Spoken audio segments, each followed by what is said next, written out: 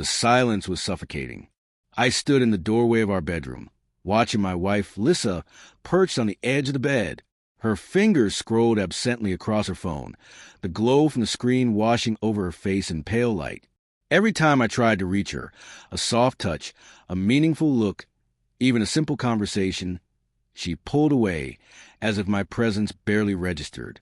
The warmth that once defined us had cooled into something distant, unfamiliar, and hollow. I had done everything I could think of, kind gestures, tender words, even attempted intimacy, but nothing could tear down the invisible wall between us.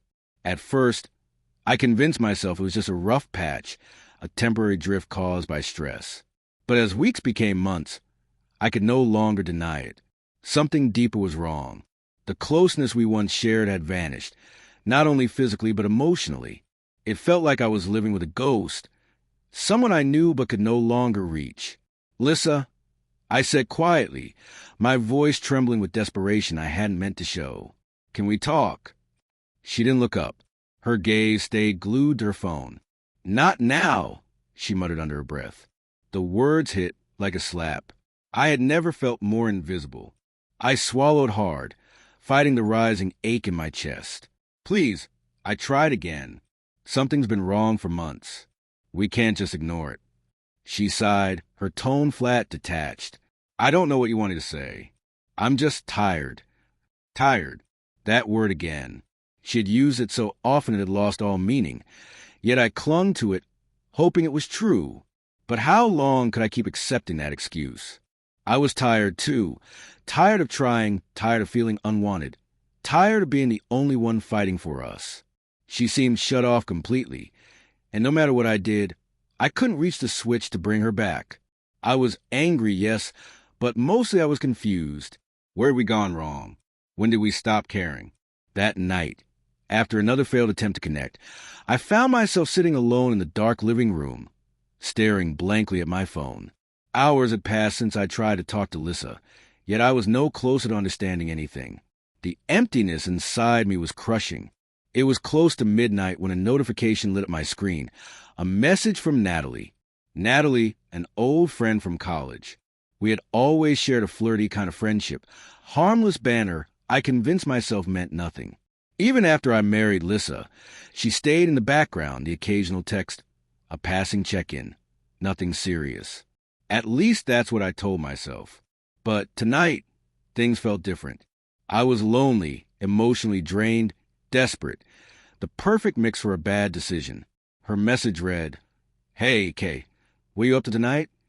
I stared at the screen, my pulse racing. What was I doing? I told myself it was harmless. Just two friends talking. But deep down, I knew it wasn't that simple. I was reaching for something I hadn't felt in a long time. Connection. Without thinking, I typed back, "Not much. Just relaxing." Seconds later, her reply came, "I'm in town for the night. Thought we could catch up, maybe grab a drink." My heart thudded in my chest, a mix of guilt and excitement. I wasn't thinking clearly. All I wanted in that moment was to feel something again, to feel seen. Yeah, I typed back, "Let's do it." Where it was decided, I grabbed my jacket, my hands trembling slightly. I glanced toward Lissa, still glued to her phone, lost in her own world. She didn't even look up as I walked out. I didn't say goodbye. I didn't feel the need to. The drive to the bar blurred past in silence. My mind was a storm, guilt, shame, anticipation, all tangled together. When I finally parked, I caught my reflection in the rear-view mirror. I barely recognized the man staring back. Was I really about to cross this line? Inside, the bar was dim and loud, exactly what I needed to drown my thoughts. And then I saw her, Natalie. She sat at the counter, just as radiant and self-assured as I remembered. She greeted me with a warm smile, and for the first time in months, I felt noticed, truly noticed. We talked for hours, the conversation flowing effortlessly. But beneath the laughter, there was something electric. Tension, chemistry, a spark neither of us could ignore. It wasn't just old familiarity. It was dangerous. At one point, she laughed and brushed her hand against mine. The contact sent a shiver through me. I hadn't felt that in so long. Once upon a time, Lissa and I had that same connection, but now it was a fading memory. As the night went on, I found myself leaning closer, inch by inch, pulled by something deep in attraction, a need to feel wanted again, to feel alive. Then my phone buzzed. The screen lit up with a message from Lissa. "Where are you?" My stomach dropped. She knew. Somehow, she always knew. It didn't matter that nothing physical had happened yet. Emotionally, I had already crossed the line. I looked at Natalie, my chest tightening. "I have to go," I said abruptly. Standing up, she frowned, confusion softening her expression. "Are you okay?" she asked. I forced a smile. "Yeah, just something came up." I paid the tab and hurried out, my heart pounding all the way home. The guilt hit harder with every passing mile. What had I done? What had I become?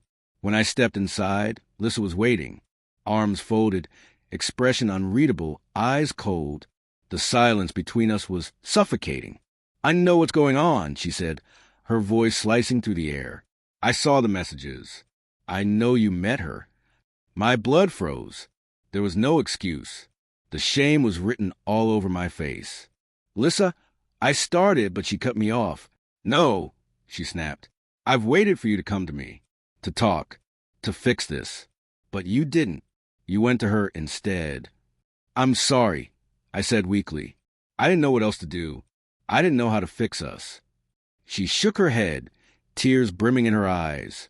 "You don't fix things by running away. You face them. But you didn't. You chose the easy way out." "I didn't mean for this to happen," I said, my voice cracking. "I just felt so lost. I didn't know where to turn." She took a shaky breath, fighting back tears. "Well, now you do," she whispered. "Now you know what it feels like to be the one left behind." And in that moment, it hit me. This wasn't just about infidelity or rejection. It was about what we both lost, the bond we'd both let die. Lissa didn't say another word. She turned and walked away, her footsteps echoing down the hall. I stood frozen, my heart hammering in my chest. The house felt emptier than ever, haunted by what used to be. Days passed, and she didn't come back. She didn't yell or slam doors. She just left, quietly. When I tried calling, she never answered. All she left behind was a note. "I can't do this anymore. I need space. I need time to figure out what I want."